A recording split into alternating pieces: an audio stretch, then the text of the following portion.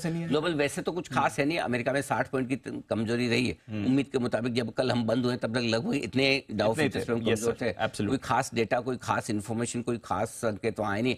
आज दो डेटा आने वाले, एक हाउसिंग प्राइसिंग इंडेक्स के हैं और एक सीपीआई वगैरह के कुछ डेटा हैं, तो थोड़े बहुत डेटा जो आज आएंगे उस पर नजर रखेंगे। बाकी मेरा डॉलर इंडेक्स जो लगातार कमजोर हो रहा है 8वें दिन से, आई एम लविंग इट, कोई परेशानी बढ़िया है, सपोर्टिव है वो तो। हाँ ये ठीक है। डॉलर इंडेक्स थोड़ा कमजोर, डॉलर का कमजोर होना है इक्विटी को थोड़ी ताकत देता है, कमोडिटीज को थोड़ी ताकत देता है, तो वो ठीक है। सो ऐसे ग्लोबल संकेत मुझे तो कोई खराब नहीं लगा। बाकी यहाँ के संकेत भी आपको बताइए सर प्लीज। ग्लोबल मैंने इसलिए न्यूट्रल रखे हैं, एफआईज के पॉजिटिव रखे हैं। आप पूछेंगे क्यों, तो क्यों का जवाब ये है दीप कि 285 करोड़ के कैश मार्केट में कल एफआईज ने की थी बिकवाली।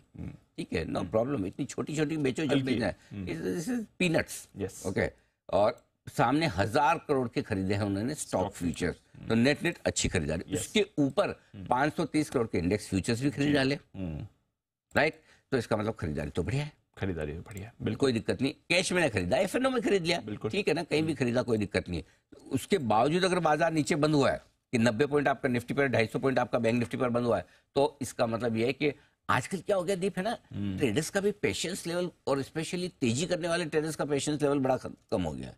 मंदी करने वाले लोग तो पेशेंस से ढीठ की कैटेगरी में जा चुके हैं कि शॉर्ट काटेंगे नहीं, खुद कट जाएंगे। तेजी करने वाले को तो एक दिन मार्केट ना चले तो उसको लगता है कि जैसे मंदी आ गई, हम बेयर मार्केट में चले गए, बुल मार्केट से सीधा बीच में कोई स्टॉप ही नहीं है। करेक्ट। सो वैसा हाल है, एक्चुअली वैसा हाल है। एक दिन अरे यार मार्केट चल नहीं रहा, अरे भाई साहब आपने तो वो समय ही नहीं देखा जब चलना तो छोड़ो, ऐसे ऐसे गिरता था और मतलब पूछो मत क्या क्या हो रहा था। Correct. इतने पसीने आ जाते थे लोगों को, रोज गिरता था। ये तो घट ही नहीं रहा, चल नहीं रहा, तो क्या हो गया। सो आई थिंक मेरे ख्याल से उस हिसाब से डेटा ठीक है। एफआईज की तरफ से, लोकल फंड्स की तरफ से पूरी 5 करोड़ की बिकवाली हुई है। कुछ भी नहीं किया है कल। कुछ भी। सो आई थिंक एफआईज और लोकल फंड भी वेट एंड वॉच वाले मूड में, कोई ऐसा बड़ा बेच नहीं रहे, भले ही ना खरीद रहे हो तो देखो जब तक ये भी मूड बनाए। वैसे भी क्या एक्सपायरी हफ्ता है दीप, और ये मंथली एक्सपायरी वाला है। मंथली एक्सपायरी के हफ्ते में बहुत सारे एडजस्टमेंट्स होते ही हैं फ्यूचर्स में, पोजीशन रिवर्स होने करने के, तो वेट एंड वॉच वाली सिचुएशन में रखें। 24,000 करोड़ के वायदा कारोबार में आपको बिकवाली दिख रही होगी, इससे जरा भी घबराए ना। ये सब ऑप्शंस के डेटा है जिससे आपको कोई खास फर्क पड़ना नहीं चाहिए। Got it sir. कुछ बड़ी बातें। घरेलू फंड्स न्यूट्रल, एफएनओ के संकेत न्यूट्रल है, सेंटिमेंट और ट्रेंड है आपके लिए पॉजिटिव। ये सारे आज के संकेत। Got it sir. चलिए अब आज की स्ट्रेटेजी। सीमित दायरे में उतार चढ़ाव के बीच कारोबार हो रहा है। आपको जब तक 22,000 के नीचे बंद ना हो तब तक तेजी की पोजीशन ओवरनाइट भी रखनी है। 22,000 के नीचे बंद होगा तो आप बीटीएसटी टाइप के या ओवरनाइट 1-2 दिन के लिए जो पोजीशन बनाते हो उसको थोड़ा कम कर लेना। ठीक है, आज का सबसे इंपॉर्टेंट लाइन यही है। आगे आप ना भी सुने तो आपकी मर्जी। अच्छा, ये 22,000 के नीचे जब तक बंद ना हो तब तक तेजी है। 22,225 के ऊपर बंद होते नई रफ्तार पकड़ेगा निफ्टी, और 22,300 निकाल जाए तो कहना है क्या वाह वाह वाह वाह। ठीक है, अब आइए बैंक निफ्टी। कमजोर कड़ी थोड़ी सी ये होती दिख रही है। मेरी एब्सेंस में आपने पूरे 4 दिन तक बैंक निफ्टी को घटाया है दीप। मैं नोटिस करा था ये। ऐसा नहीं कि मुझे ध्यान नहीं रहता, जब आजकल मैं नहीं होता हूँ तो बैंक निफ्टी पर टूट पड़ते हैं लोग। और आपकी बात मानता ना, हमारी तो बात मानता नहीं है। इसलिए बिल्कुल 4 दिनों से बैंक निफ्टी थोड़ा कमजोर है। 46,200-46,400 आज के लिए बड़ा सपोर्ट है। आज के लिए वैसे 46,000 ज़्यादा बढ़िया सपोर्ट है पोजिशनली, लेकिन आज के लिए 46,200 46,400 अच्छे सपोर्ट का काम करेगा। ऊपर में 47,200 को पार करना मुश्किल है। ये बैंक निफ्टी के लिए 1000 पॉइंट की रेंज है जिसको बैंक निफ्टी ट्रेड करना चाहता है। मिड कैप स्मॉल कैप शेयरों में जो थोड़ा सा तेजी का ब्रेक लगा, इसका मतलब नहीं कि यू टर्न है। ब्रेक लगा इसका मतलब नहीं कि इनका खेल खत्म हो गया। ब्रेक लगा इसका मतलब ये नहीं कि तेजी खत्म हो गई है। अब आज के बाद वापस वो भाव नहीं आएंगे, थोड़ा वक्त बिताएंगे। पैसा बनेगा, धीमे धीमे बनेगा, थोड़ा थोड़ा बनेगा।